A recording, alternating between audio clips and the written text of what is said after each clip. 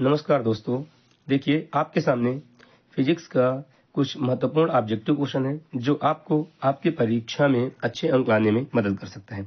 आइए पढ़ते हैं इन्हें। विस्थापन का परिमाण, पहला सही जोड़ी है विस्थापन का परिमाण। तो जो विस्थापन होता है वह दूरी के बराबर भी हो सकता है, दूरी से छोटा भी हो सकता है और शून्य भी हो सकता है।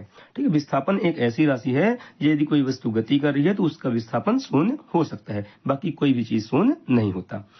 गति का प्रथम समीकरण, तो गति का जो पहला समीकरण है वह होता है v is equal to U plus A T. गति का पहला समीकरण कहलाता है v is equal to U plus A T. मंदक का मात्रक, मंदन बोले या त्वरण बोले, ऋणात्मक त्वरण को ही मंदन कहते हैं। तो त्वरण का जो मात्रक होता है वह होता है मीटर प्रति सेकंड स्क्वायर।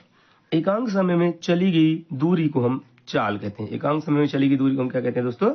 चाल कहते हैं। इस प्रकार m naught L T not, ये जो विमा है अर्थात विमीय सूत्र है, ये दूरी का विमीय सूत्र है, डिस्टेंस का विमीय सूत्र है दोस्तों।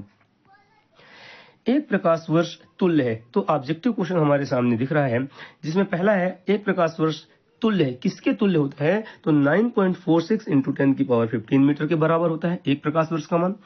4.0030 में कितने सार्थक अंक है दोस्तों? तो इसमें 5 सार्थक अंक है। mL2T-2 यह किसका विमीय सूत्र नहीं है? तो कार्य, बलागुण और ऊर्जा, ये तीनों का विमीय सूत्र है, लेकिन पृष्ठ तनाव का विमीय सूत्र नहीं है। विमाहीन राशि नहीं है बोल रहा है, तो जो विमाहीन राशि कौन है? पायसन निष्पत्ति भी है, कोण भी है, विकृति भी है। कोणीय वेग विमाहीन राशि नहीं है।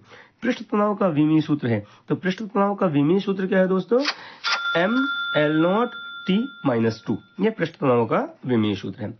कार्य का विमीय सूत्र, कार्य का विमीय सूत्र mL2T-2 होता है। दाब का विमीय सूत्र mL-1T-2। जो दाब का विमीय सूत्र होता है वही प्रतिबल का विमीय सूत्र होता है और वही प्रत्यास्थता गुणांक का विमीय सूत्र होता है दोस्तों। इस प्रकार दाब, प्रतिबल और प्रत्यास्थता गुणांक तीनों के विमीय सूत्र एक समान होते हैं। नेक्स्ट है दोस्तों आपके सामने, प्रत्येक प्रश्न में दिए गए विकल्पों का सही विकल्प चुनना है। वह वस्तु का वह गुण जो अपनी अवस्था में परिवर्तन करने का विरोध करता है उसे हम क्या कहते हैं? जड़त्व कहते हैं, इनर्शिया। अदिश राशि कौन है? तो जो जड़त्व होता है वह एक अदिश राशि होता है। न्यूटन का मूल नियम है, तो न्यूटन का मूल नियम क्या है दोस्तों? गति का जो दूसरा नियम होता है, न्यूटन की गति का द्वितीय नियम जो होता है वही क्या कहलाता है? मूल नियम कहलाता है, जिससे हम बल का सूत्र ज्ञात कर सकते हैं, F is equal to ma। अब रिक्त स्थान की पूर्ति करनी है। क्षेत्रफल कैसी राशि है दोस्तों? तो जो क्षेत्रफल होता है वह एक सदिश राशि होता है। क्षेत्रफल कैसी राशि है दोस्तों? क्षेत्रफल एक सदिश राशि है।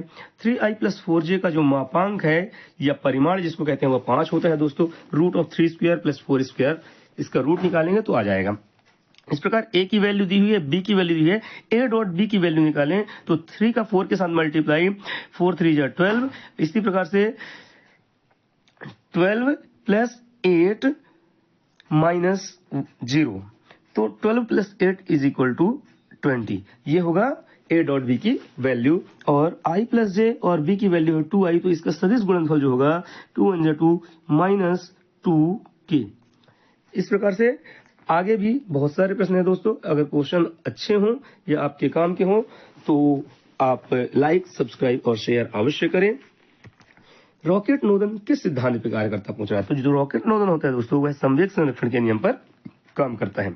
दो पृष्ठों के बीच घर्षण बल का परिमाण निर्भर करता है। तो जब दो पृष्ठ आपस में घिसते हैं या एक वस्तु दूसरे वस्तु के ऊपर चलती है तो उनके दोनों संपर्क तलों के बीच कार्य करने वाले बल को हम घर्षण बल कहते हैं, और वह पृष्ठ के खुरदुरेपन पर निर्भर करता है कि पृष्ठ कितना खुरदुरा है, उस पर घर्षण बल का मान निर्भर करता है दोस्तों।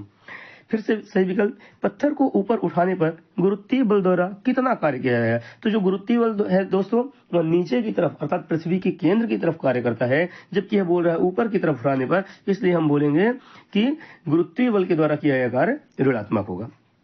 कार्य का विमीय सूत्र mL2T-2 होता है। निम्नलिखित में से ऊर्जा का मात्रक नहीं है, तो ऊर्जा का मात्रक कौन नहीं है दोस्तों? वाट। वाट एक शक्ति का मात्रक है दोस्तों, यह ऊर्जा का मात्रक नहीं है। 10 किलोग्राम द्रव्यमान की एक वस्तु को पृथ्वी से गुरुत्व बल के विरुद्ध 10 मीटर तक उठाने में कितना कार्य करना पड़ेगा दोस्तों? तो 980 जूल कार्य करना पड़ेगा दोस्तों। वीडियो अच्छा लगा हो तो लाइक, सब्सक्राइब और शेयर अवश्य करें और अच्छे अंक पाने के लिए अगले वीडियो का इंतजार करें दोस्तों।